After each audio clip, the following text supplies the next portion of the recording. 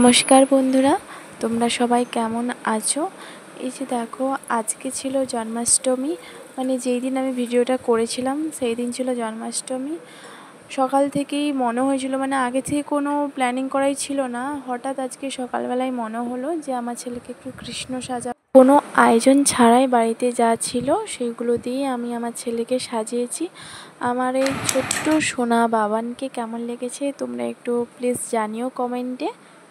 আমি কৃষ্ণের ছেঁচেছিলাম, আমাকে কি ভালো লেগেছে? যদি ভালো লাগে লাইক কমেন্ট করে দিও। আমি ফোনে ভয়েস রেকর্ড করতেছিলাম, তখন আমার ছেলে এসে বলল, মাম্মাম আমিও তোমার মতন বলবো ফোনে। তাই ওই যে ভয়েসটা রেকর্ড করলো। আমার এই সিম্পল কৃষ্ণটাকে কেমন লেগেছে তোমরা একটু জানিও। আর আমার এই ভিডিওটা যদি ভালো লেগে থাকে লাইক শেয়ার কমেন্ট করে দিও। ধন্যবাদ।